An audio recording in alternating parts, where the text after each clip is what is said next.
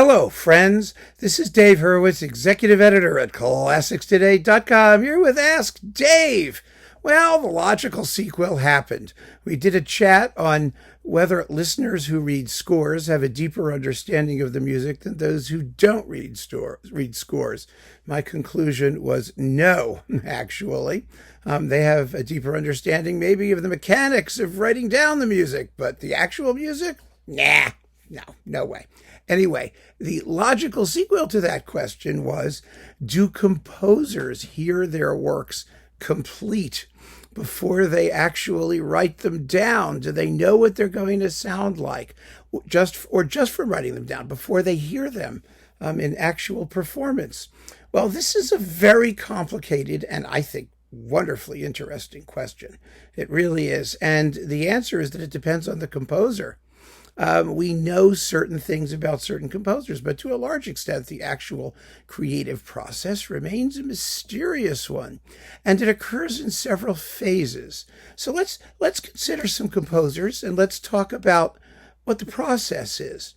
Let's start with the process, because it's actually a very, very interesting thing to consider. I'm not a composer, but I'm a composer of like these videos, and I can only speak from personal experience. None of us can get inside someone else's head, and some composers have contributed to these comments, and I'm very grateful for that because it gives us the creator's eye view, and maybe they'll chime in on this topic as well. Briefly, please. We don't need a disquisition on your own personal creative process, but yes, briefly. Here's the bottom line. Depending on what the composer is writing. I mean, if they're writing a piano sonata and they work at a piano, then yeah, they hear the whole thing. They can play it all before they bother to write it down once they've worked it out. Whether they work it out in their head or in sketches, it doesn't really much matter, does it? Because they're right there at the piano. And that brings up the first point. Most composers have compositional aids. They work at a keyboard instrument or whatever instrument they play, a trombone or a something, I don't know. But they have the ability to test out their material in some form. They can sing it, they can hum it, they can do whatever they need to do. So the material that they're going to use, they get a chance to audition in advance. And then as the piece takes shape, either they do it all in their head and then write it down, or they work it out while they're at their keyboard. Some composers actually worked at a piano. We know this. Haydn, for example, explained his compositional process, that he sits down at his piano, he warms up a little, he waits to see what ideas come to him. The ideas are a gift from the divine. They come or they don't come, or he needs work to get them to come. But then he works them out. He works them out laboriously on the piano. Now, there are composers who we know did not work at a piano. Shostakovich was one. When he was in Leipzig, they said they would find him a room with a piano, and he just said contemptuously, "I don't need your crappy piano." He just sat and wrote, and he never revised, or almost never. I mean, virtually never. He just had the whole piece in his head, and he sat down and wrote it in full score for the most part. It's amazing. People don't give him credit for being the incredible genius that he was in terms of his facility to grapple with large spans of music completely abstractly, but he could, and that's what he did. Mendelssohn also could do it that way. Mendelssohn was just an unbelievable prodigy. Mozart is an interesting case. Mozart could do it depending. Mozart supposedly was capable. I mean, he supposedly wrote like the Don Giovanni Overture, just, the flute part, then the oboe part, all the way from beginning to end in full score. He could have done it. But when he wanted to do something that was particularly rich and complex, well, then he actually resorted to sketching, like a lot of composers do. He may not have needed a piano, but he had one, of course. But he did sketches. He did preparatory work in his Haydn quartets. And he said so in his dedication to Haydn, that they were the work of long and laborious effort. because he was taking his music to another level of richness and complexity and thoroughness in terms of its handling its material. So it depends on the work. It depends on the richness of the work, its complexity, and the ability of the composer to juggle that kind of complexity in their head. Bach is another very interesting case because everybody will assume, of course, that Bach could do anything anyway, backwards, forwards, or sideways. And Bach's music has this fascinating quality in that it seems to exist in an abstract realm in which the form that it takes in the mortal realm is simply one of its many possible guises. Because it's so rich in fundamental musical facts. Well, but when Bach was writing, for example, the Art of Fugue, we know that final fugue must have been complete. It must have been complete, at least in his head. He didn't write it all down before he died, but it had to be complete, and it had to be complete, Tovey believes, and many others, in terms of actual physical sketches, because you can't write something in quadruple counterpoint with all the subjects combined at the end without first working out how they're going to sound at the end. You have to know in advance so that you can work backwards and compose each one. You have to know how they're all going to sound together. And Bach worked at the keyboard. So there is probably very little doubt that even a composer as theoretically abstract as someone who is so completely immaterial as Bach probably had to do some serious sketching when he was writing his various pieces, especially the more densely contrapuntal ones, because there's a limit to how much you can do in your head. But what that limit is, we really don't know. We have no idea whatsoever. It's going to be different with every composer. But that's only one issue. That applies to conceptualizing entire works in large forms. I mean, if you're writing an opera with a text, obviously you have to sit down with the text and you have to you have to do some advanced work. You got to know how often you're going to repeat it, and if we got to think of the tunes and set them to music. There's all these practical considerations that we have to take into account. But if you're not writing just a piano sonata, I mean, if you're doing anything that's really more complicated than that, and particularly if you're writing orchestral work, there is a second phase, and that second phase is orchestrating it. Does the composer hear it in its final orchestral form? And there's another issue even beyond that. How accurately are they able to transcribe it for the orchestral medium? Because that is completely separate. It's a totally separate technical requirement and needs an entirely different set of skills. It could be that a composer hears the most glorious orchestral piece or orchestral sounds or settings of various tunes in their head abstractly, but they're totally inept when it comes to the practicality of writing it down for a specific ensemble. Most of the great composers are not inept. That's what makes them great composers, right? But they have their issues. They all have their issues. You have to know the limitations of all the instruments. You have to have tremendous experience of listening to orchestras operate. And orchestras operate and hope that the things that are in your head are what you actually wrote. And the honest truth behind that is that, and my feeling is that composers probably have a very good sense of what things sound like, or what they want them to sound like, and they have varying abilities in making them actually sound that way. Mahler is a fabulous case in point. He really is, because everybody acknowledges, whether you love him or hate him, that he was probably the greatest symphonic orchestrator that ever lived. But he constantly changed his orchestrations. Constantly. So his symphonies are obviously orchestral works. There are sounds that they make that are unbelievably original and fabulous, and he had more practical experience as a conductor with what an orchestra could or couldn't do than practically anyone. Haydn was another one too, and yet he was constantly finding new ways to clarify his ideas. So those ideas must have existed in a greater than sort of single sound form.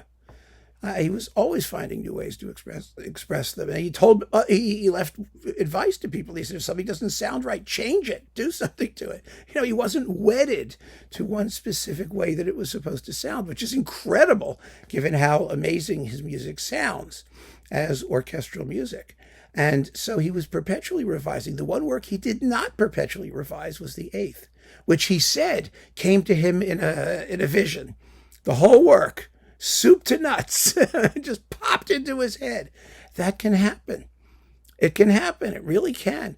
But otherwise, Mahler also made no major structural changes to anything except for the inner movements of the Sixth Symphony and taking out Blue Mina from the First Symphony. Those were sort of his only major structural adjustments. But otherwise, he kept the basic form of everything. He knew the shape.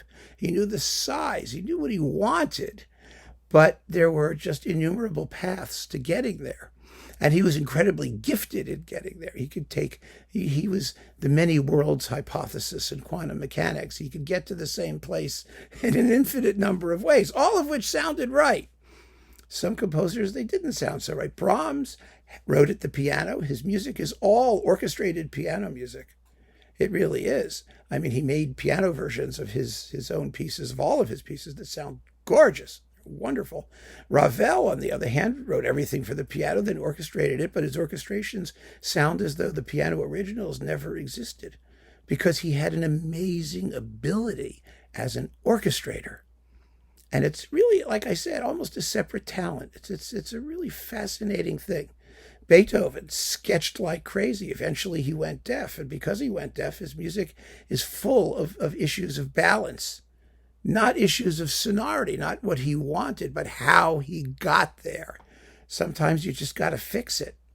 There are orchestrational issues like that. Schumann, we've talked about, in his symphonies, where he definitely had issues in the orchestral medium, but they're all resolvable. I mean, there's not a question that his symphonies are orchestral and sound beautiful in the orchestra.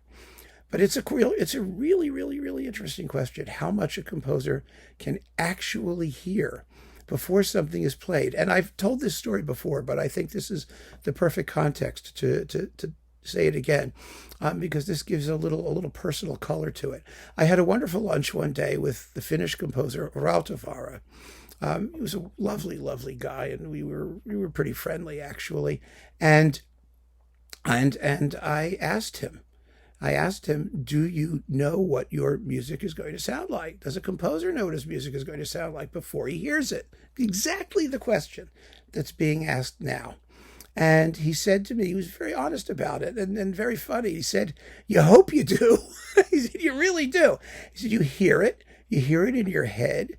If you have experience as a composer, I mean, if you know how to write for the orchestra, you think that what you're writing is going to deliver what you want. Then you hear it. And depending on how well you've been able to do that, you realize that you've made all kinds of mistakes, and you send your publisher a raft of corrections, and your publisher doesn't want to make them because your publisher has just published the damn thing at considerable expense, and then has to go back and make all these corrections, which you hope are going to be corrections and give you what you want, which may or may not. He said, but the bottom line is this. He said, even in today's day and age, even in the modern age with all the electronic simulcro and things that we have that can, imitate the sound of the orchestra, he said, you only hear your works a couple of times. You don't have that many opportunities. So you have to live with what you have. We were talking about his Seventh Symphony, The Angel of Light, which was his most popular work then. And it was being performed everywhere. It was really getting a lot of play. But he said, I don't hear those performances. He said, I attend the premiere.